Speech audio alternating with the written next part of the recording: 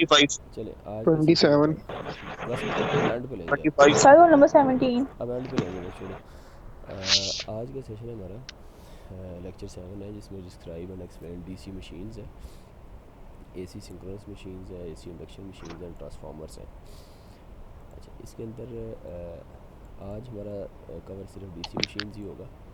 DC machines को आज cover करेंगे। अगर कुछ रह गया डीसी मशीन्स तो नेक्स्ट टाइम इंशाल्लाह वो भी कवर कर लेंगे, और बाकी चीज़ें फिर हम अगले लेक्चर में ले जाएंगे। और असाइनमेंट भी ये 3 भी लिखी हुई है, ये असाइनमेंट जो कि हमने ईद के बाद फिर जो है ना सारी असाइनमेंट्स 1 2 3 जो है वो हम उसको कलेक्ट कर लेंगे। अच्छा, अब डीसी मशीन्स पे पहले आते हैं हम, जो कि आज का हमारा एजेंडा है। अब डीसी मशीन्स के बारे में देखें अगर हम, तो DC machine something like that आपको ये नज़र आ रही है डीसी मशीन। अब इस डीसी मशीन में क्या आता है कि ये देखें, हम इसका अगर स्ट्रक्चर देखें तो सबसे पहले वायर फ्रेम है। ये आपको नीचे बेस नज़र आ रही है। बेस तो जस्ट सपोर्ट के लिए होती है कि कोई मशीन है इसका जो है हमने इसको, वैसे वो सिलेंड्रिकल होती है लेकिन हमने इसको एक वन साइडेड व्यू हमने इसको लिया हुआ है।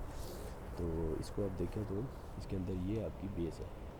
अच्छा, इससे पहले मैं लास्ट टाइम बता दूँ, थोड़ा सा रिपीट मैंने नहीं किया, कि लास्ट टाइम हमने ना किरचॉफ्स लॉ, पावर फैक्टर और एसी सिंगल फेज 3 फेज हमने वो पूरा उसका डिटेल्ड जो है ना हमने वो पढ़ा था लेक्चर, ये जो 14 पॉइंट्स ये मेंशन किया हुआ है वेबसाइट पे।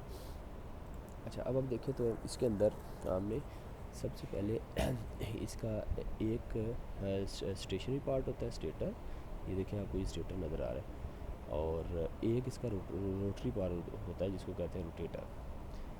अब जो स्टेटर है, ये स्टेटर आपको नज़र आ रहा है, बॉड जो फ्रेम ये आपको बाहर, और इस पूरे स्टेटर के अंदर बाहर वाला, सबसे जो बाहर वाला पोर्शन होता है उसको योक कहते हैं, ये उसको योक कहते हैं।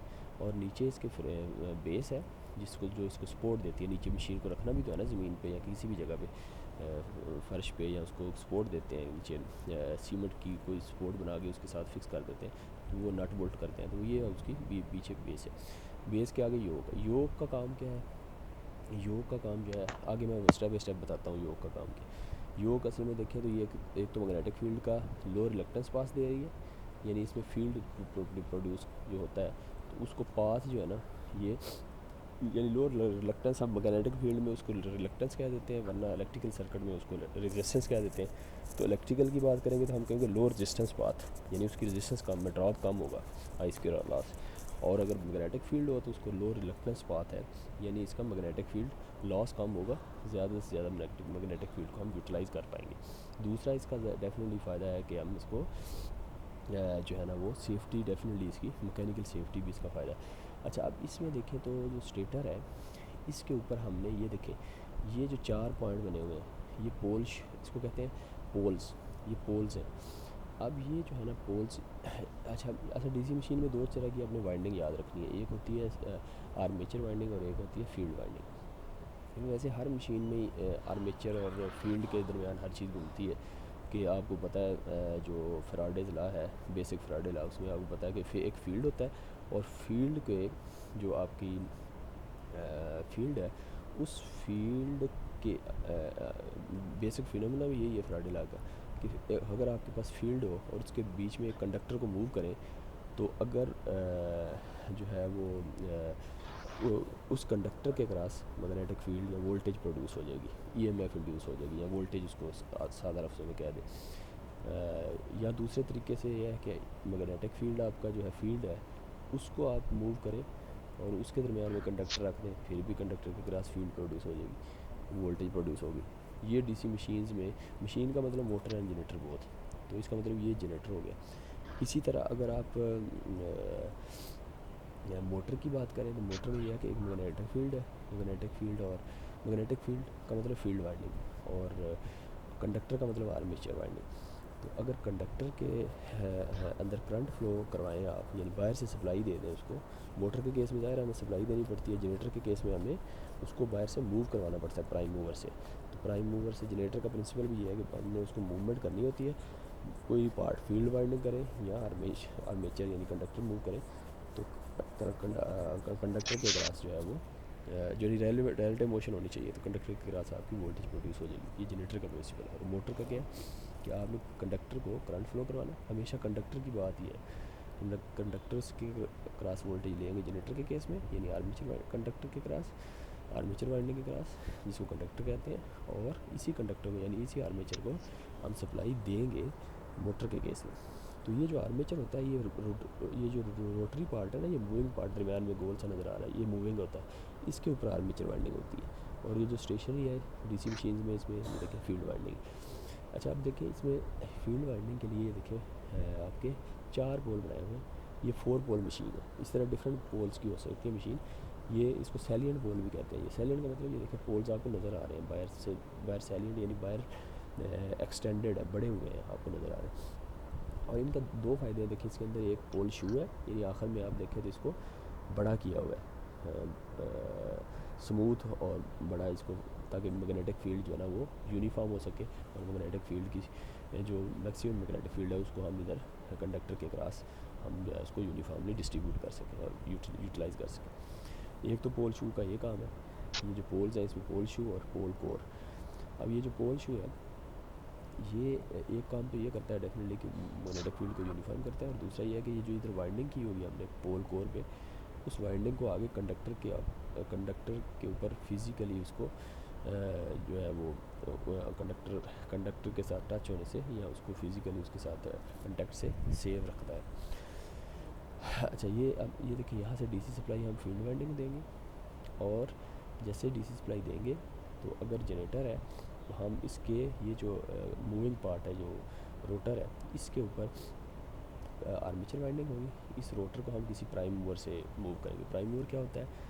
इस प्राइम मूवर हाइड्रो टर्बाइंस भी हो सकती हैं। हाइड्रो टर्बाइन यानी तरबेला, मंगला डैम, गाजी बरोथा डैम जो पाकिस्तान में है, तो हाइड्रो होगी तो हाइड्रो टर्बाइन से इसको चलाएंगे, पानी से हाइड्रो टर्बाइन चलाएंगे, टर्बाइन इसके शैफ्ट के साथ कनेक्ट होगी, तो ये आर्मेचर मूव करेगा तो हमें यहाँ से ये जो सप्लाई है डीसी सप्लाई, यहाँ से हम इसको डीसी सप्लाई देंगे फील्ड बनाने के लिए, और इधर ही आर्मेचर के ऊपर ये कार्बन ब्रशेस लगे होते हैं, तो और ये इसका कम्यूटेटर होता है। ये कम्यूटेटर है, देखिए सबसे नीचे दरमियान में ये तो शाफ्ट है, इसके ऊपर कम्यूटेटर है। कम्यूटेटर का काम क्या होता है डीसी मशीन्स में कि आपका अगर आपने जो है वो जनरेटर है वो उससे आपने वोल्टेज आउटपुट लेनी है, तो वो डीसी में आपको जो है वो एसी को डीसी में कन्वर्ट कर देता है। और अगर मोटर के केस में आपने इसको सप्लाई देनी है, तो चूँकि आपने सिंगल सप्लाई देंगे तो उसको डीसी सप्लाई है, तो डीसी में तो पोल फिक्स पोल कांस्टेंट पोल बनेगी, तो उसमें अट्रैक्शन पल्शन नहीं होगी, तो फिर उसको एसी में कन्वर्ट करने के लिए जो है वो मोटर में यानी बाहर से जो सप्लाई कार्बन ब्रशेस के ज़रिए देंगे, तो वो कम्यूटेटर के थ्रू ये ऊपर जो वाइंडिंग इसके ऊपर नज़र आ रही है आर्मेचर कंडक्टर वाइंडिंग, इस कंडक्टर वाइंडिंग और ये जो कम्यूटेटर के आपको सेगमेंट नज़र आ रहे हैं ना, ये छोटे छोटे सेगमेंट, इनका आपस में कनेक्शन होता है। तो फिर बाहर से सप्लाई आती है, वो कहाँ से आती है? कार्बन ब्रशेस के थ्रू कम्यूटेटर में आती है। कम्यूटेटर उसको एसी में कन्वर्ट करके जो है वो उसको अपने क्या नाम है यहाँ से ये कंडक्टर जो है इसको सप्लाई देता है, और सप्लाई फिर कंडक्टर जो है ना वो सप्लाई चेंजिंग पोल की वजह से बाहर फिक्स पोल है, चेंजिंग पोल जो है ना इसके फिक्स पोल के साथ अट्रैक्शन पल्शन से मोटर स्टार्ट हो जाती है, चलना शुरू हो जाती है। तो ये आपका ओवरऑल सिनेरियो हो गया। अब हम आगे चलते हैं, यही मोटर दोबारा दिखाई हुई है इसके अंदर, ये देखें डिफरेंट फ्रेम, टर्मिनल बॉक्स, ये terminal box, pole, and housing, ये फील्ड वाइंडिंग, ये सारे हम स्टेप बाई स्टेप देख लेते हैं।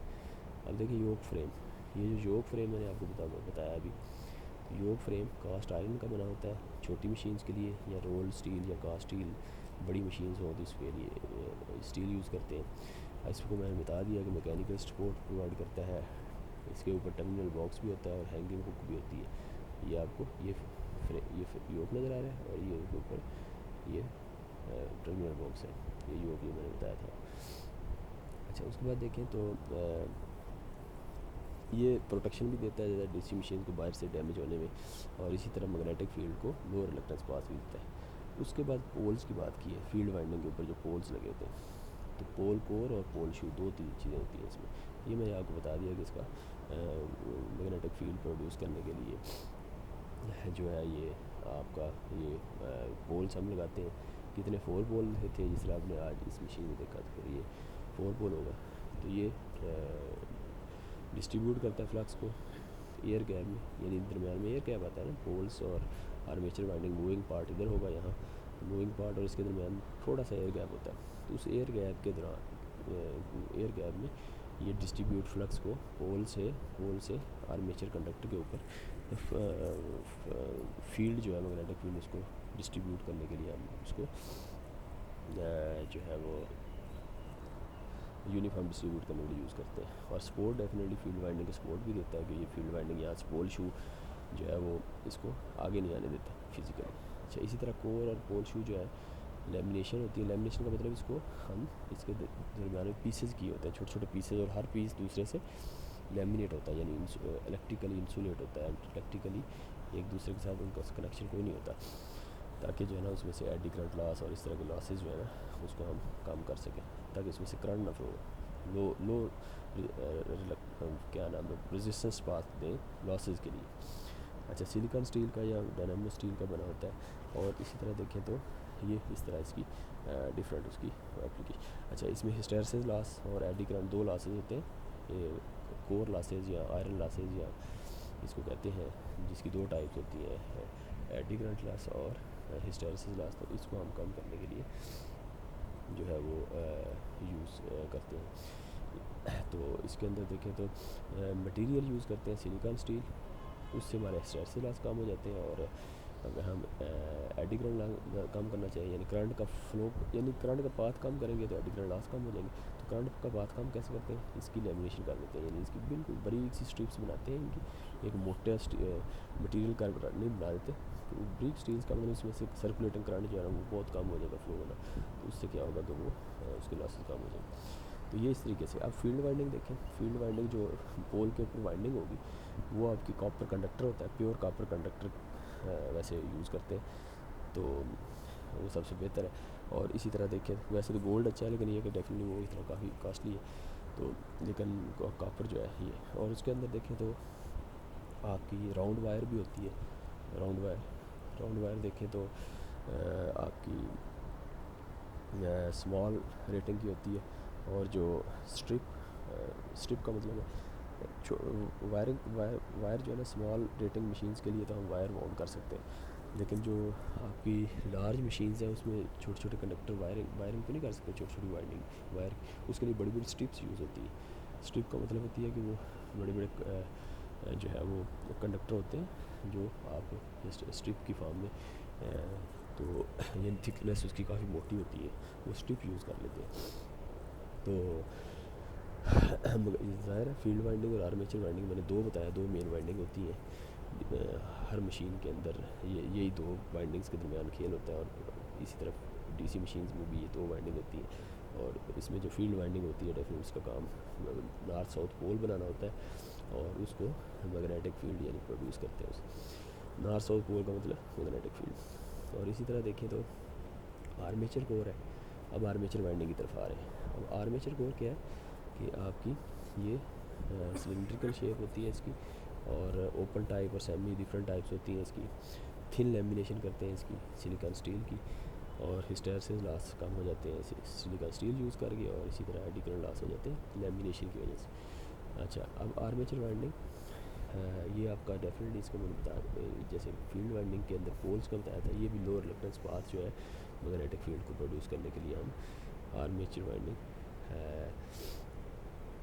इसके अंदर जो है वो आर्मेचर जो कोर है जो जिसके ऊपर हमने वाइंडिंग बाउंड की होती है, यानी कोर का मतलब जिसके ऊपर वाइंडिंग बाउंड करते हैं सिलिकॉन स्टील, तो वो आपका लोअर रिलक्टेंस पाथ प्रोवाइड करती है वाइंडिंग को। अच्छा, अब हम देखें, अब उस आर्मेचर कोर के ऊपर आर्मेचर वाइंडिंग होती है। ये armature winding enabled copper conductor है।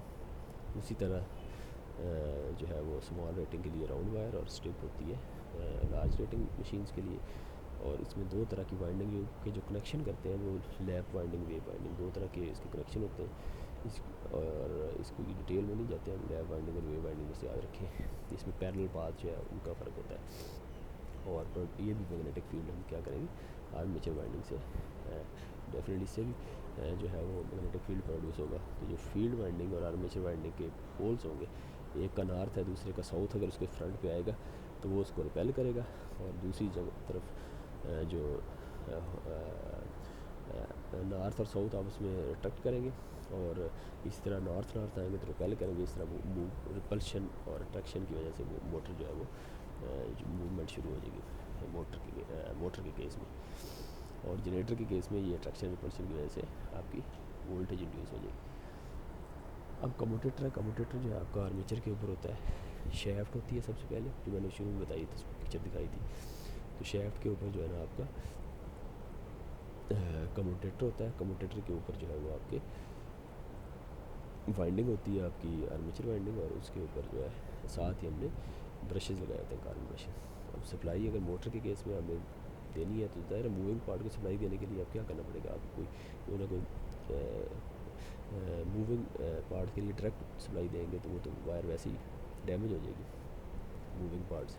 तो उसके लिए कार्बन ब्रशेज़ लगे होते हैं। सबसे पहले सप्लाई कार्बन ब्रशेज़ को जाती है, कार्बन ब्रशेज़ से कम्यूटेटर में जाती है, कम्यूटेटर से फिर आगे आर्मेचर वाइंडिंग जिसके ऊपर होती है उसके ऊपर जो है वो उसको सप्लाई मिलती है। तो ये करंट कलेक्शन के लिए यूज़ होता है कि आर्मेचर का करंट आपने कलेक्शन करनी है, यानी मोटर के केस में इसको वायर से सप्लाई हमें देनी पड़ेगी, और जनरेटर के केस में हमें इसे सप्लाई लेनी है। अच्छा, अब देखिए ब्रशेज़ जो है मैंने बताया, ब्रशेज़ ग्रेफाइट या कार्बन के बने होते हैं, ये रेक्टेंगुलर ब्लॉक में होते हैं, और ये करंट जो है वो कलेक्ट करते हैं सेगमेंट, कम्यूटेटर सेगमेंट्स के लिए। और कम्यूटेटर सेगमेंट फिर आगे जो है वो आर्मेचर कंडक्टर्स को सप्लाई देते हैं। इसी तरह शैफ्ट देखें तो शैफ्ट सबसे पहले नीचे शैफ्ट होती है, माइल्ड स्टील की है। तो ये क्या करती है कि मैकेनिकल पावर को लोड की तरफ ट्रांसफ़र करने के लिए हेल्प करती है। यानी अगर मोटर है उसमें ज़ाहिर है मोटर इसका जो आर्मेचर है या मूविंग पार्ट है, मूविंग पार्ट के अंदर क्या हो गया, रोटर के अंदर शैफ्ट होगी, कार्बन ब्रशेज़ भी इधर ही लगे होंगे, आर्मेचर वाइंडिंग भी इसी पे है, और कम्यूटेटर भी यही है। तो ये सारी चीज़ें क्या है कि मैकेनिकल मोटर के केस में जैसे ही आप सप्लाई देंगे तो ये मूव करना शुरू कर देगी। जब मूव करेगी तो इसकी शैफ्ट को हमने आगे किसी लोड के साथ कनेक्ट किया होगा, तो वो लोड क्या करेगा, आपका लोड जो है वो कोई भी हो सकता है। और अभी मैं एग्जांपल दूंगा कि ये डीसी मशीन यूज़ कहाँ कहाँ होती हैं, इसकी डिफरेंट टाइप्स हैं और डिफरेंट जगह यूज़ होती हैं।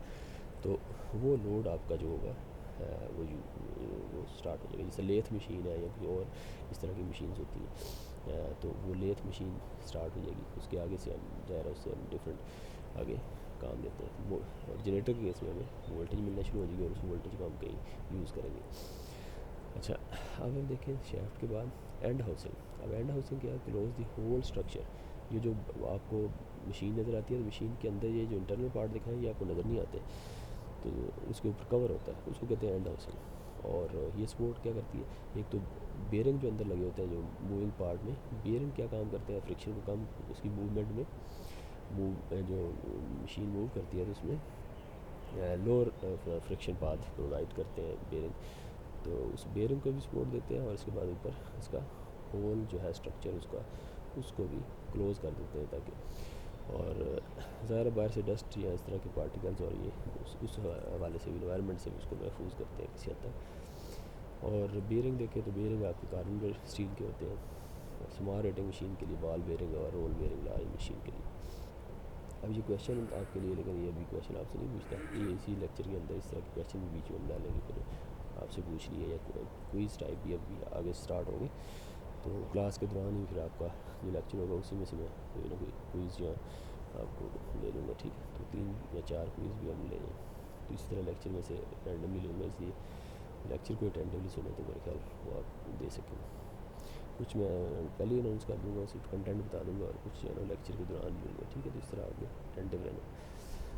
अब देखें तो डीसी मशीन में मैंने बताया डीसी मोटर, तो ये देखें कुछ डीसी मोटर्स आपने ये टॉयज़ में भी यूज़ होती हैं, तो इस तरह की आपको डीसी मोटर्स नज़र आ रही हैं छोटी छोटी, और ये बड़ी हैं कुछ। तो इसके अंदर ये देखिए कंस्ट्रक्शन ऑफ डीसी मोटर में वो जो हमने देखा था ना अभी, वो अगर देखें तो यहाँ आपको वाज़े नज़र आ रहा है कि ये देखिए शैफ्ट है, ये आपका बेयरिंग है, ये कम्यूटेटर है, ये आपका आर्मेचर वाइंडिंग है, और ये ऊपर कोर है। तो इस कोर के अंदर आपने इसकी स्लॉट्स हैं, ये देखिए बनी हुई स्लॉट्स में ये आपने वाइंडिंग की हुई है। तो ये इस तरह का आपको रोटर नज़र आता है, रोटर के अंदर ये चीज़ें होती हैं, और इसी तरह इसके ऊपर स्टेटर होगा। स्टेटर कैसा होगा, ये देखिए स्टेटर, ये रोटर है, ये स्टेटर है। देखिए स्टेटर के ऊपर ये देखिए पोल नज़र आ रहे हैं अंदर, और अंदर फील्ड वाइंडिंग है, और ऊपर ये स्टेटर पूरा है आपको नज़र आ रहा है, योक भी है और सब कुछ। और ये आप देखें इस तरह की शेप इसलिए बनाई होती है कि ये इसमें हम इसको हीट भी जो ज़रा एक्सचेंज करनी है एनवायरनमेंट से, तो हीट लॉस करनी है, तो इसमें एरिया बढ़ जाता है। तो ये आपको देखें इसमें नज़र आ रहा है पूरी मोटर, ठीक है। तो ये दूसरी शेप है उसकी। तो अब हम देखें वर्किंग प्रिंसिपल देखें, तो वर्किंग प्रिंसिपल ये फ्लेमिंग लेफ़्ट हैंड रूल को काम करती है मोटर। जनरेटर जो है left Fleming right hand rule पे करता है। अब ये कैसे करता है, ये देखें, जब ये फील्ड वाइंडिंग है, ये देखिए नॉर्थ साउथ पोल है, नॉर्थ है और साउथ, और ये आर्मेचर वाइंडिंग का सिर्फ एक लूप दिखाया हुआ है आर्मेचर वाइंडिंग का समझने के लिए, वरना ये तो काफ़ी ज़्यादा होते हैं। अब आप देखें ये करंट फ्लो हो रहा है, ये देखें मोटर के केस में बायस सप्लाई दी, ये देखिए करंट फ्लो होगा। इस साइड पे देखें आपका करंट इस साइड पे फ्लो हो रहा है। तो आपने अब देखना है कि, और इधर देखें तो करंट जो है फील्ड के पैरेलल में, यानी 180 डिग्री एंटी है, और इधर देखें तो करंट इधर बैक आ रहा है, फ्लो हो रहा है। तो वापस ये सर्कल कंप्लीट हुआ। अब हम देखते हैं करंट इस साइड पे नॉर्थ पोल जो फील्ड वाइंडिंग का है, इधर जो आर्मेचर में करंट फ्लो हो रहा है उसकी डायरेक्शन ये है। हम देखते हैं कि इस पर फोर्स कैसे लगेगी, यानी मोटर ने मूव करना है ना, फोर्स कैसे लगेगी। अब फ्लेमिंग लेफ्ट हैंड रूल से हम हेल्प लेंगे। फ्लेमिंग लेफ्ट हैंड रूल ये कहता है, ये देखिए इस तरह आपने हाथ रखना है, हाथ रख के आपने देखना है कि आपके हाथ की एक तो थंब देखना है, दूसरी इंडेक्स फिंगर और एक मिडिल फिंगर, ये 3 फिंगर्स लेनी है। आपने जो करंट की डायरेक्शन है उसकी तरफ अपनी मिडिल फिंगर करनी है, और जो फील्ड की डायरेक्शन है नॉर्थ से साउथ, आपने आपकी इंडेक्स फिंगर रखनी है, और जो थंब होगा वो आपका शो करेगा कि इस डायरेक्शन को मोटर मूव करेगी, या इस डायरेक्शन को फोर्स लगेगी, ठीक है, मूवमेंट नहीं बल्कि फोर्स लगेगी। अब हम इस पर देखें, यहाँ ये देखिए करंट की डायरेक्शन में अपनी उंगली रखें, दरमियान वाली उंगली से करंट की डायरेक्शन में करें, और जो नॉर्थ से साउथ जो है, अपना हाथ नॉर्थ से साउथ की तरफ अपनी इंडेक्स फिंगर रखें इस तरह। जब रखेंगे तो आप देखें, आप खुद करके देखें, मैं भी अभी कर रहा हूँ, आपको दिखा नहीं सकता। तो ऊपर देखें थंब ऊपर को है, तो ये देखें थंब ऊपर को है तो फोर्स अपवर्ड लगेगी। इस तरह इधर करें, इधर करंट इधर इस साइड पे है, तो करंट की डायरेक्शन में आप अपनी जो है वो मिडिल फिंगर रखें। नॉर्थ से साउथ जो है वो आपने रखना है जो आपकी इंडेक्स फिंगर। तो देखें थंब जो आपका अंगूठा है वो नीचे जा रहा है, तो यहाँ इस साइड पे डायरेक्शन डाउनवर्ड होगी। अब देखें इधर डाउनवर्ड है, इधर अपवर्ड है, तो मोटर देखें इस तरह क्लॉकवाइज मूव करना शुरू कर देगी रोटेट। तो ये फ्लेमिंग का लेफ्ट हैंड रूल हो गया। अच्छा, ये फ्लेमिंग लेफ्ट रूल मैंने बता दिया। आगे चलते, अब हम थ्योरी ऑफ डीसी मोटर्स में देखें, तो थ्योरी के अंदर आपकी डीसी मोटर का ये फार्मूला है बैक ईएमएफ का, ये E = P5ZN/60 है। इसमें P नंबर ऑफ़ पोल्स हैं, कितने पोल्स की मशीन है, जिस तरह 4 पोल की आज देखी हमने, इस तरह 5 फ्लक्स होता है, एक पोल पे फ्लक्स कितने हैं, इस तरह Z का नंबर ऑफ़ कंडक्टर्स होते हैं, A number of parallel paths हैं। A जो है ना, मैंने बताया था नंबर ऑफ़ पैरेलल पाथ्स, ये लैप और वेव वाइंडिंग, 2 तरह की वाइंडिंग होती है ना, उसमें A डिफरेंट होता है। इस तरह N जो है उसकी स्पीड हम डीसी मोटर की, ये सारे फार्मूले अप्लाई करेंगे तो बैक ईएमएफ आपको नज़र आएगी। बैक ईएमएफ क्या होती है कि देखिए एक मेन सप्लाई होती है E, और एक होती है कि जब ये मेन सप्लाई आप मोटर को देते हैं तो मोटर के अंदर एक नई ईएमएफ जनरेट होती है जो कि अपोजिट होती है, जिसको लेंस ला कहते हैं। लेंस ला ने ये बताया था, वो अपोज्ड जो ईएमएफ होती है जब आप सप्लाई करते हैं, उसके अपोजिट जो उसको यानी रजिस्ट करती है ना, किसी भी चीज़ को रजिस्ट करती है, उस यानी आपकी हम मूव करते हैं तो हमारे मूवमेंट को रजिस्ट करती है, यानी अपोजिंग फोर्स जो होती है उसको कहते हैं बैक ईएमएफ। अच्छा, अब हम देखें टाइप्स डीसी मोटर की देखें, इसमें शंट, सीरीज़ और कंपाउंड, 3 तरह की टाइप्स होती हैं, और इसको हम देख लेते हैं। अब इसमें ये जो अच्छा मेन टाइप्स की देखें तो उसमें सेपरेटली एक्साइटेड और सेल्फ एक्साइटेड है। सेल्फ एक्साइटेड के अंदर सीरीज़, शंट और कंपाउंड है, ठीक है। अब सेपरेटली एक्साइटेड का मतलब है एक्साइटेड का मतलब फील्ड वाइंडिंग को अलग से सप्लाई देते हैं तो सेपरेटली एक्साइट हो जाएगी। सेल्फ एक्साइट का मतलब कि फील्ड को वही सप्लाई दे रहे हैं जो आर्मेचर को सप्लाई जा रही है, तो इसका मतलब वो सेल्फ एक्साइट होगी। सेल्फ एक्साइट में 3 तरह की है, सीरीज, शंट, कंपाउंड आ जाएगी। अब सेपरेटली एक्साइट में देखें तो इस तरह का स्ट्रक्चर बनता है। इसमें देखें तो आपने ये फील्ड वाइंडिंग है आपकी, ये फील्ड वाइंडिंग के टर्मिनल, और इसमें करंट जो फ्लो होगा वो फील्ड वाइंडिंग करंट होगा IF। इस वाइंडिंग की जो रेजिस्टेंस होगी उसको फील्ड वाइंडिंग रेजिस्टेंस RF कह देंगे, और इसको सप्लाई जो देंगे वो DC सप्लाई, वो आपकी उसकी वोल्टेज को VF कह देंगे। ये फील्ड वाइंडिंग अलग है। और देखें यहाँ जो आपने सप्लाई आर्मेचर को दी है वो वोल्टेज अलग दी है, उसमें से करंट फ्लो होगा आर्मेचर करंट, और इसमें ये बैक ईएमएफ प्रोड्यूस होगी। और ये जो कार्बन ब्रशेज़ को शो करता है, ये जो छोटे छोटे आप ब्लॉक नज़र आ रहे हैं, ये सर्कल जो है आर्मेचर वाइंडिंग। तो ये सेपरेटली एक्साइटेड है। इसमें अब आप देखें तो इसकी सप्लाई क्या आएगी, ये जो सप्लाई है ये वी एस होगा, ये वी नहीं है वी एस कह लें, ये नीचे रेड है, V S is equal to क्या होगा आई ए आर है। इसमें वही लगाएं जो है वो voltage, last time Kirchhoff voltage law लगाया ना आपने, इसमें एक लूप बनाया, ऐसे लूप बनाएंगे तो आपको पता चलेगा कि ये वोल्टेज जो आपकी सप्लाई वोल्टेज है वो इसकी इस आर्मेचर वाइंडिंग का कोई रेजिस्टेंस भी तो होगा ना, तो उसको उस रेजिस्टेंस में जो करंट फ्लो होगा वो आर आई ए होगा, तो आई ए आर ए ये वोल्टेज ड्रॉप हो गया, I A R A voltage होगी एक, उसके बाद एक B back E M F होगी जो कि यूज़फुल है, और उसके बाद एक वोल्टेज जो आपकी ब्रशेस के कार्बन ब्रशेस के क्रॉस में कुछ वोल्टेज ड्रॉप होगा वो, तो ये तीनों का सम करें तो ये आपकी सप्लाई वोल्टेज मिलेगी, ये के V L Kirchhoff voltage law होगी। अब सीरीज़ मोटर में देखें, सीरीज़ मोटर में सीरीज़ वाइंडिंग और आर्मेचर वाइंडिंग दोनों आपस में सीरीज़ में होती हैं, और देखें इसको सप्लाई मेन एक ही देते हैं, यानी फील्ड वाइंडिंग जो सीरीज़ फील्ड है ये वाला, इस फील्ड वाइंडिंग और आर्मेचर वाइंडिंग दोनों एक ही सीरीज़ में है, और दोनों को सप्लाई एक ही जाती है सेल्फ एक्साइटेड। इसको एक सप्लाई का मतलब सेल्फ एक्साइटेड होगी, सीरीज़ का मतलब ये फील्ड वाइंडिंग है आर्मेचर के सीरीज़ में, तो ये सेम करंट सीरीज़ करंट और आर्मेचर करंट दोनों सेम होंगे, ठीक है, ये दोनों सेम है, लाइन करंट वही सीरीज़ करंट है वही आर्मेचर है, और इसमें के वी एल लगाएँ, सप्लाई वोल्टेज क्या होगी इसका जो आई ए आर ए आर्मेचर के क्रॉस ड्रॉप, फिर आई ए आर एस सी यानी सीरीज़ वाइंडिंग के cross drop, plus back E M F plus B brushes के क्रॉस वोल्टेज, ये चार का रिलेशन बनेगा सीरीज़ वाइंडिंग में।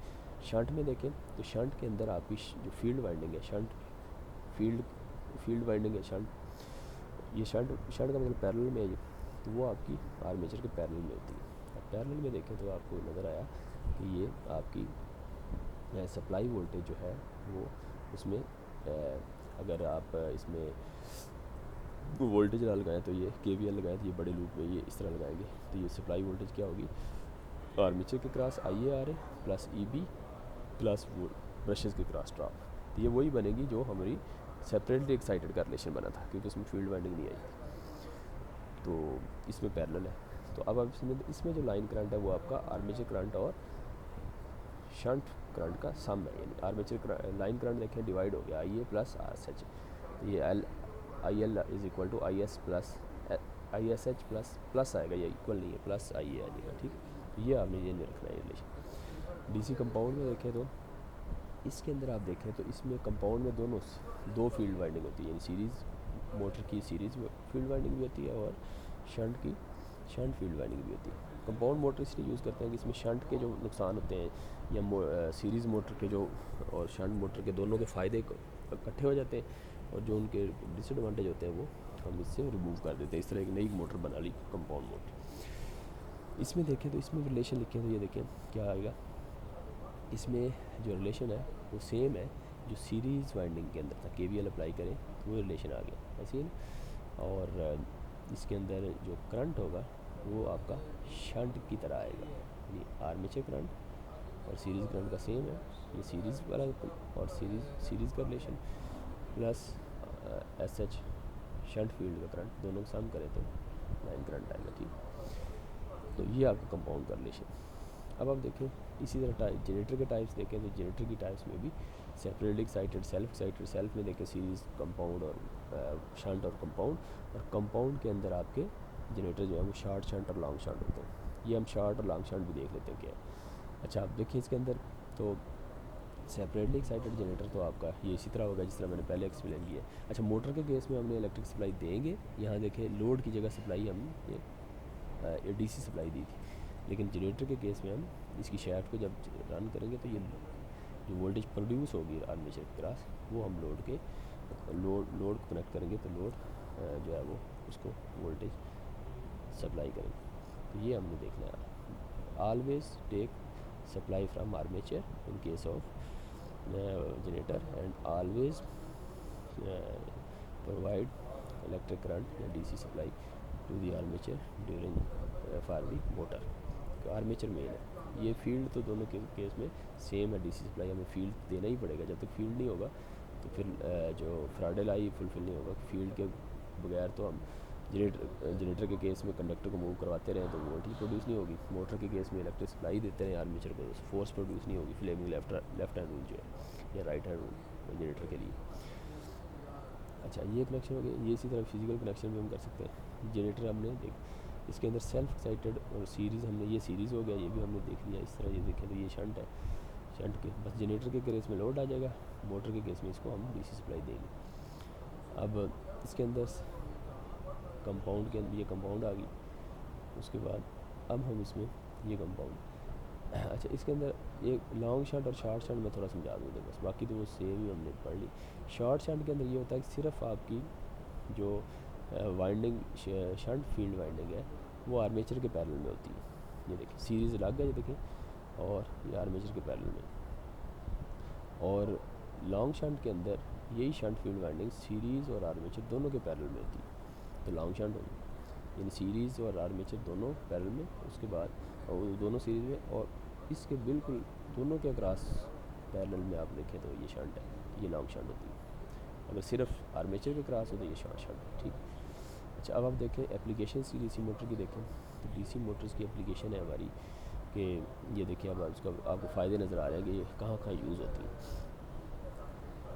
अच्छा अब सीरीज़ मोटर जो है आपकी डीसी सीरीज़ मोटर मैंने बताई, ये हाई स्टार्टिंग टार्क के लिए यूज़ होती है, यानी ये जब आपने इतना बड़ा लोड अगर लगाया हुआ किसी जगह पे इतना बड़ा लोड है कि जहाँ आपको शुरू में उसको उठाने के लिए ज़रूरत पड़ती है, तो वहाँ सीरीज़ मोटर लगाते हैं। यानी आप देखें ट्रैक्शन सिस्टम है, रेलवे ट्रैक्शन, जिस तरह ट्रैक्शन आप सिस्टम, और इस तरह देखें आपको क्रेन्स है, क्रेन देखें तो शुरू में उस क्रेन के साथ इतना बड़ा लोड लगा होता है, तो यहाँ शंट और कंपाउंड नहीं लगाएंगे, सीरीज़ मोटर लगाएंगे, इतनी लोड को उठाना होता है शुरू में मोटर ने, तो स्टार्टिंग टार्क इसका बहुत ज़्यादा होता है, इसलिए वो चीज़ को उठाता है। जिस तरह आप बाइक में देखें कि पहले गियर में आप स्टार्टिंग टार्क ज़्यादा रखते हैं, पहले गियर में स्टार्टिंग टार्क ज़्यादा होता है, स्पीड कम होती है, स्टार्टिंग टार्क ज़्यादा। इसी तरह सीरीज़ मोटर भी यही होता है, स्टार्टिंग टार्क ज़्यादा होता है, स्पीड कम होती है, तो हमें शुरू में स्पीड की ज़रूरत नहीं होती, हमें तो लोड इतना उठाना है, चाहे चाहे लो स्पीड पे हो, तो वो सीरीज़ मोटर यहाँ काम करती है। एयर कंप्रेसर्स हैं, वैक्यूम कंप्रेसर्स हैं, सिलाई मशीन्स हैं, तो ये सारी यहाँ डीसी सीरीज़ मोटर यूज़ होती है।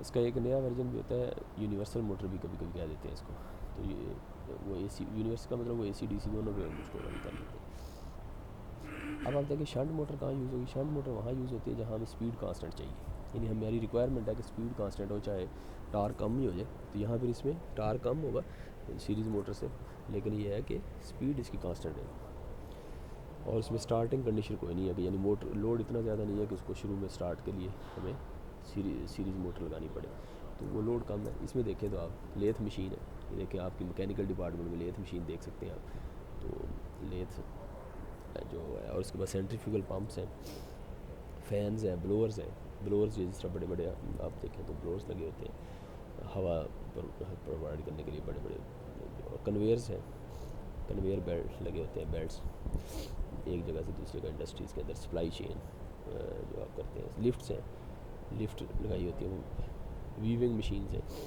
जो आपकी, और इस तरह स्पिनिंग मशीन्स ये जो टेक्सटाइल इंडस्ट्री में यूज़ होती है, वहाँ डीसी शंट। इस तरह कंपाउंड देखें तो कंपाउंड क्या कंपाउंड कहते हैं, वहाँ यूज़ होती है जहाँ स्टार्टिंग टार्क भी ज़्यादा चाहिए लेकिन स्पीड भी कांस्टेंट हो। यानी आप देखें इसमें दो चीज़ें कंपाउंड में ऐड होगी कि सीरीज़ मोटर का फ़ायदा जो है हाई स्टार्टिंग टार्क वो भी इसमें ऐड हो गया, थोड़ा सा इसका सीरीज़ मोटर से कम ही होगा स्टार्टिंग टार्क, लेकिन वो फ़ायदा इसको हमें ऐड हो गया, और जो कांस्टेंट स्पीड वाला एडवांटेज है शंट मोटर वाला वो भी इसमें ऐड हो गया, तो ये कंपाउंड मोटर बन। अब ये कहाँ यूज़ होगी, ये प्रेसेस में यूज़ करेंगे, प्रेसेस में, ये प्रिंट प्रेस होते हैं, यहाँ अखबार वगैरह प्रिंट होते हैं, ये प्रिंटिंग